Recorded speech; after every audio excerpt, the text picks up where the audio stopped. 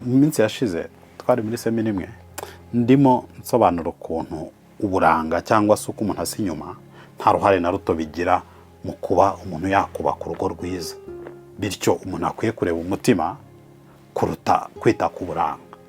Hanyuma umusore umwe arabaza ngo ese ko umutima w'umuntu adashobora kuwubona, washimye uko umuntu asa inyuma ntiwakwiyemeza ahasigaye ibindi bikazaba uko byakabaye? Abantu benshi batekereza nka gutyo, ariko ibyo ni ukwibeshya. Umutima w'umuntu ugaragarira mu magambo ava mu kanwa ke, ugaragarira mu mibanire ye n'abandi. Yesu baravuga ngo muzabamenyera ku mbuto zabo.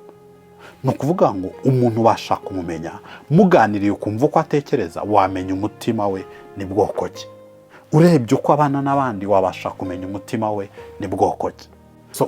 Uri guhitamo muzabana ukeneye kwigengesera, kubera ko hari ibintu byinshi byo kwirinda, cyane ko uyu muntu nyine ni umuntu mugiye gusangira ubuzima bwawe bwose, ni umuntu mugiye gusangira intege nke zawe, ni umuntu utazasanga gusa ari uko ufite imbaraga n'igihe cy'intege nke ni wowe nawe. Ni umuntu utazasanga kubera ko gusa we ameze neza n'igihe ameze nabi ni wowe nawe.